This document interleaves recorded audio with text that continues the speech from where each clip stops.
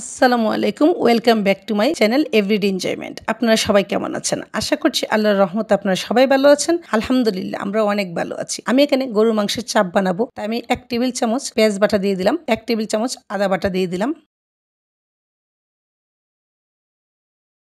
তার সাথে আমি হাফ চা চামচ জিরা বাটা দিয়ে দিলাম। তার সাথে আমি 1 টেবিল চামচ রসুন বাটা দিয়ে দিলাম। 1 টেবিল চামচ মরিচের গুঁড়া দিয়ে দিলাম। তার সাথে আমি হাফ চা চামচ গোলমরিচের গুঁড়া দিয়ে দিলাম আর হাফ চা চামচ গরুর মাংসের চাপের মশলা দিয়ে দিলাম। চাপের মশলাটা আমি নিজেই ঘরে তৈরি করেছি। তার সাথে আমি 1 চা চামচ লবণ দিয়ে দিলাম আর হাফ চা চামচ ডার্ক সয়া সস দিয়ে দিলাম। এখানে আমি হাফ কাপ সরিষার তেল দিয়ে দিলাম। এখন আমি মশলাটাকে ভালো করে মাখিয়ে মাংসের সাথে মিশিয়ে দিব।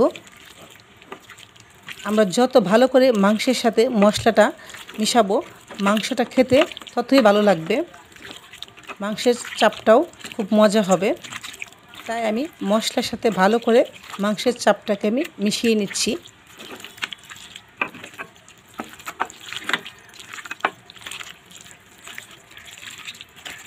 আমি এটাকে ভালো করে মাখিয়ে নর্মাল ফ্রিজে 3 থেকে 4 ঘন্টার জন্য রেখে দিব ম্যারিনেট হওয়ার জন্য। আমি মশলার সাথে আমি আবারও প্রত্যেকটার গায়ে গায়ে হাত দিয়ে আমি ভালো করে মিশিয়ে নিচ্ছি, যাতে করে একদম ভিতর পর্যন্ত মশলাটা ভালো করে যায়।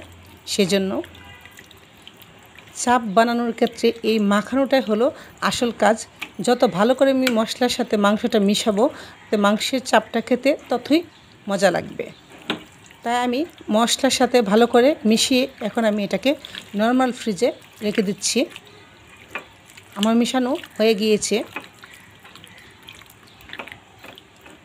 আমি এটা এখন নর্মাল ফ্রিজে রেখে দিয়েছিলাম, সেখান থেকে বের করলাম 3 ঘন্টা পরে। এখন আমি একটি ফ্রাই প্যানে তেল দিয়ে দিলাম। আমি ফ্রাই প্যানে এখন মাংসগুলো দিয়ে দিচ্ছি। বড় সাইজের যে মাংসের চাপগুলো ছিল সেগুলো আমি একটা দিয়ে দিলাম, এখন আরেকটি দিয়ে দিচ্ছি। এখন আমি একটা ঢাকনা দিয়ে ঢেকে 10 থেকে 15 মিনিট অপেক্ষা করব। এভাবে 10 থেকে 15 মিনিট পর পর অপেক্ষা করে আমি এটাকে ভেজে নিব, তাহলে ভিতরটা একদম স্মুথলি হয়ে যাবে। যেহেতু এখন আমাদের ইফতারের সময়, তাই এতটা আমি বারবার উঠানো নামানো অথবা উলটপালট করে ভেজে নেওয়াটা দেখাতে পারছি না। কিন্তু দেখেন, আমার এটা এভাবে আধা ঘন্টা বা 40 মিনিট ভেজে নিলেই আমাদের এগুলো হয়ে যাবে, একদম ভিতরে স্মুথলি হয়ে যাবে। কারণ যেহেতু আমরা ম্যারিনেট করে 3 থেকে 4 ঘন্টা ফ্রিজে রেখে দিয়েছিলাম, এমনিতেই মাংসটা অনেক সফট হয়ে গিয়েছে। সবগুলো চাপ ভেজে নিয়েছি। আমার চাপগুলো হয়ে গিয়েছে, দেখে খুব লোভনীয় লাগছে। যদি আপনাদের কাছে আমার এই রেসিপিটি ভালো লেগে থাকে, অবশ্যই চ্যানেলটি সাবস্ক্রাইব করে লাইক, কমেন্ট ও শেয়ার করে পাশে থাকবেন। আল্লাহ হাফেজ। আসসালামু আলাইকুম।